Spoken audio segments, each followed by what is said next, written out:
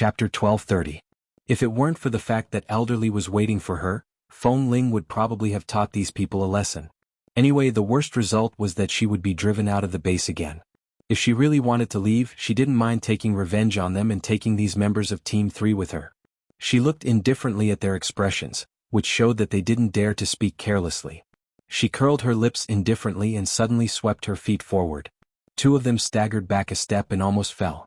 Then they were astonished to see that she used the tip of her foot to easily pick up a balancing steel pole placed by their feet. With a light push of her leg, the long steel pole directly and steadily fell into her hand. Feng Ling simply turned her hand and swung the steel rod forward, almost hitting their heads. A gust of wind swept past their heads. Although it didn't touch them, it carried a hint of killing intent. This was Feng Ling's silent warning. The few of them didn't say anything, but their expressions were ugly as they looked at each other. If they really had to fight, they might not be able to defeat Feng Ling, who now had a weapon in her hand. There were many men in the base and it was not uncommon for them to fight in private. However, as long as they didn't use guns on their own people and the situation was not serious, the higher-ups would turn a blind eye to it. After all, fighting was also a man's habit, just like how women were naturally used to gossiping, so they couldn't be bothered to deal with it. Feng Ling clearly knew how to not violate the rules of the base. Just the steel rod in her hand was enough to beat all of them down. Those people were sensible. They had always been dissatisfied with her, so they didn't want to cause trouble, so they simply stepped back and then turned to leave. As they walked, they said, "There's no need to waste time with a person who is about to leave. Let's go to the base hall to watch the fun." Feng Ling threw the steel rod in her hand forward expressionlessly, and it instantly landed about half a meter in front of those people. The lower part of the rod was directly inserted into the solid and flat soil on the ground, and it was so stable that it didn't even tremble. When they came back to themselves and looked back, Feng Ling had already turned and left.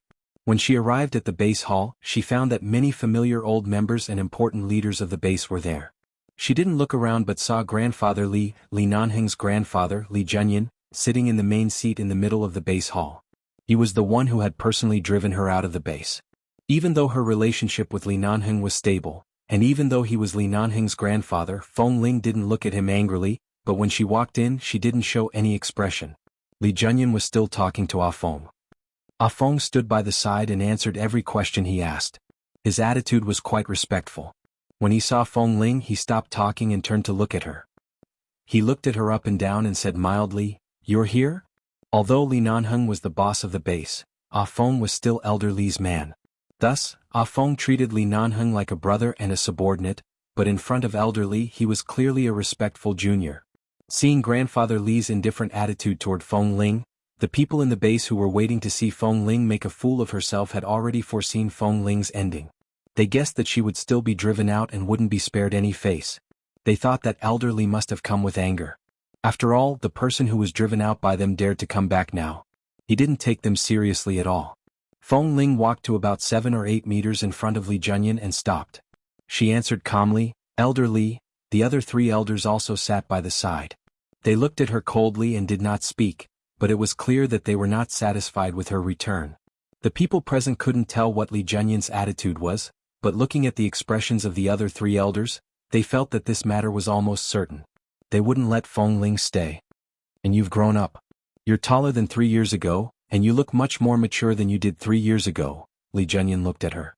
Although his expression did not change, he suddenly said this. "Everyone? That's not right." Shouldn't he angrily smash his walking stick and ask her how she had the nerve to come back? Feng Ling raised her eyes and scanned the 2 of them in the crowd. In the end, she found that Li Nanheng was not standing in the crowd. Instead, he was casually leaning against the railing at the corner of the stairs. He crossed his arms and looked in this direction. His eyes were calm. Seeing Li Nanheng's expression, Feng Ling retracted her gaze to look at Li Junyan. She saw that Grandfather Li had been staring at her, but this time, it was no longer filled with disgust, distance and rejection like when he had chased her away.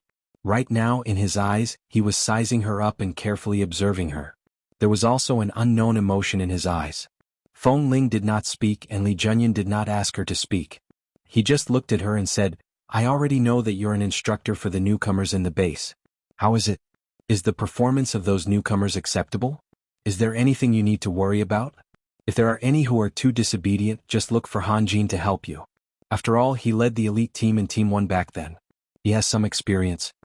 Although Han Jin, who was suddenly called out, was dumbfounded, he still quickly said, "Yes, if Drill Master Feng Ling needs anything, I will do my best to help."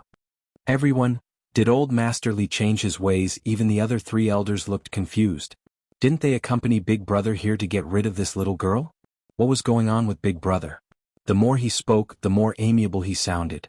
The more he spoke, the more it sounded like he was talking to his granddaughter-in-law. What was wrong with him?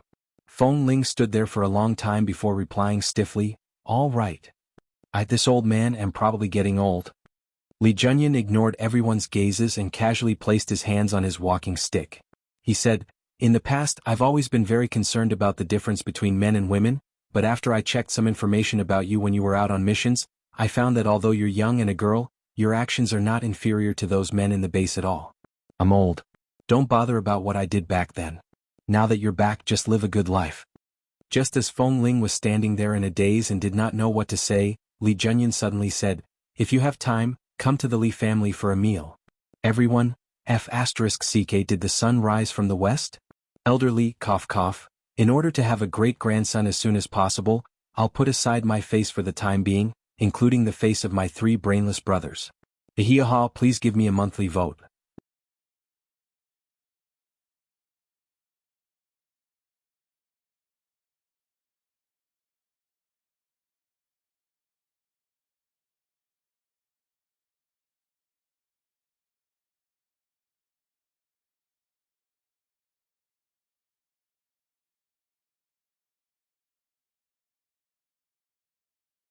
Although she was angry, she couldn't bear to see her trapped in that dilemma. She frowned and said, "Mingzhu, you're no longer a child. You understand the logic very well. You've all grown up. Even if Feng Ling returns to the Feng family, no one will compete with you for the love of the elders. Besides, you know how the Feng family does things. Even if she comes back, the family won't be biased. You're still the apple of the Feng family's eye. Everything you want will still belong to you. Put down those knots in your heart. Whether she wants to come back or not, you have to get along well with her, okay?" "All right." Feng Mingzhu raised her chin slightly, the emotions in her eyes still unclear. "If she really comes back, I will definitely get along well with her.